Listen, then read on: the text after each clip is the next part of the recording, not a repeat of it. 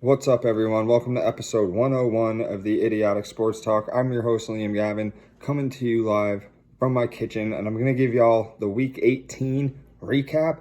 This is part one of the Week 18 recap. I have to do two separate parts because my normal video is almost 20 minutes long, and it's just saying I don't have enough storage to save it. So it is what it is.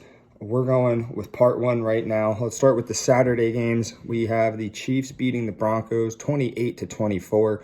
Patrick Mahomes, 270 passing yards, 2 touchdowns, no interceptions.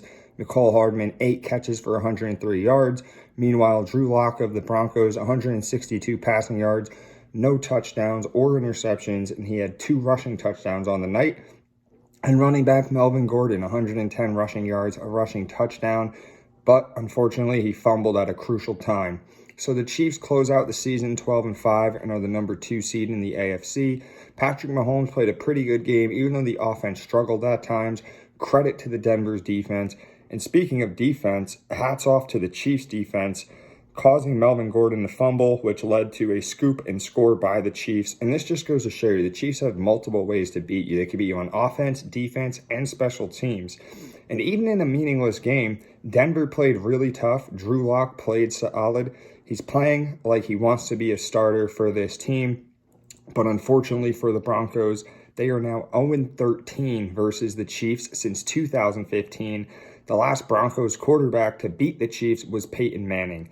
The Broncos end their season on a 4-game losing streak and end the season 7-10. The Broncos also fired head coach Vic Fangio after the game, so it's clear this offseason the Broncos need a new head coach. The next Saturday game is the Cowboys beating the Eagles 51-26. Dak Prescott, 295 passing yards, 5 touchdowns, no interceptions. Cedric Wilson, 5 catches, 119 yards, and 2 touchdowns. Dalton Schultz, the tight end, 2 touchdown catches on the night. As for Gardner Minshew, 186 passing yards, 2 touchdowns, and an interception. And Quez Watkins, 5 catches, 84 yards, and a touchdown. So the Cowboys end the season on the high note by sweeping Philly. The Cowboys end their regular season with a 12-5 record and number 3 seed in the NFC. And Dallas goes 6-0 against the NFC East for the first time since 1998.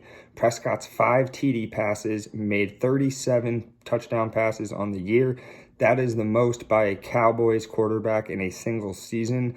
He beat Tony Romo's record of 36 passing touchdowns.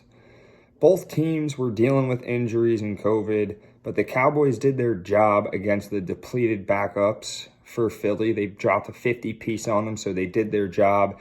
And Eagle fans need to be quiet because they were saying, oh, Dallas, they didn't play our starters. Last time they played their starters, Dallas won 41-21. As for the Eagles, they finished as the 7th seed in the NFC with a 9-8 record. Their 4-game winning streak is now snapped.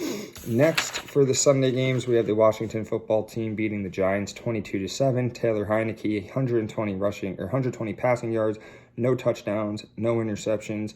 As for Antonio Gibson, 146 rushing yards and a touchdown, and Terry McLaurin, 4 catches for 93 yards. Jake Fromm starting for the Giants, 103 passing yards, a touchdown, 2 interceptions, and a fumble. And Darius Slayton, 2 catches, 29 yards, and a touchdown. So Washington sweeps the Giants to finish 7-10 on the season. They got the win by running the ball really well with Antonio Gibson, and Washington's defense stepped up. 2 picks, 1 was a pick 6, a forced fumble, and 3 sacks. And Jake Fromm just looked completely lost out there. He's kind of thrown into the fire this season. Speaking of fire, the Giants fired their head coach, Joe Judge, and their GM, David Gettleman, planned to retire. Let's face it, he was fired. I don't think he wanted to retire. They kind of just canned him. So the Giants finished the season with a 6-game losing streak and to end with a 4-13 record. Next, we have the Browns beating the Bengals 21-16. Case Keenum, 176 passing yards, 2 touchdowns, an interception, and a fumble. And Dearness Johnson, 123 rushing yards and a rushing touchdown. Jarvis Landry, 6 catches, 75 yards, and a touchdown. As for quarterback Brandon Allen, 136 passing yards, a touchdown, no interceptions. And the rookie Chris Evans, 35 rushing yards, 4 receptions for 24 yards, and a touchdown. So the Browns sweep the Bengals and finish 8-9 on the season. Browns' run game completely dominated this game. And Case Keenum didn't look bad out there. He's played better than Baker, arguably. The Browns' defense had 4 sacks. And if I'm the Browns, you gotta move on from Baker. It was an extremely disappointing season. I know he had a shoulder injury. I know the offense was injured majority of the year. But still, I'm going to hesitate to sign Baker if I'm the Browns.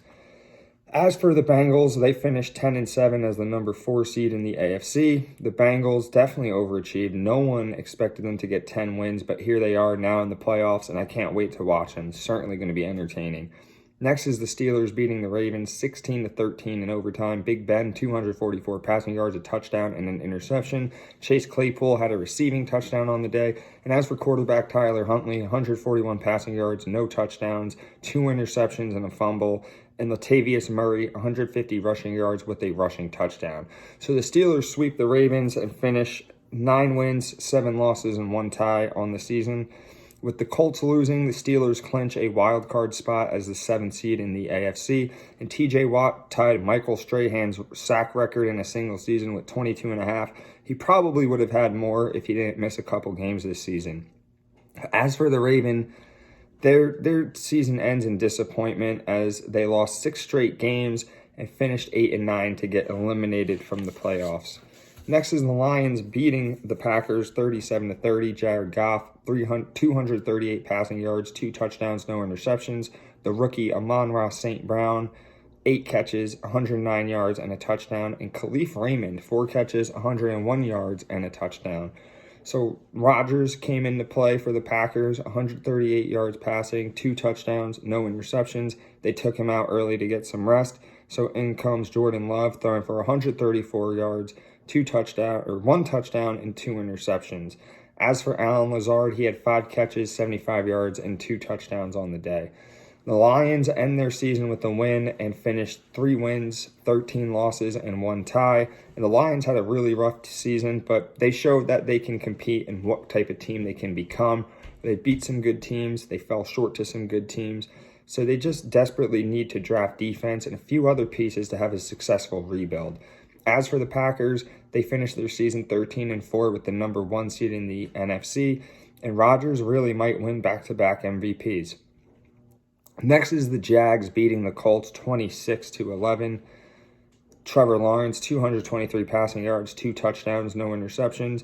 Marvin Jones, 7 catches, 88 yards, and a touchdown. Carson Wentz, 185 passing, a touchdown, an interception, and a fumble.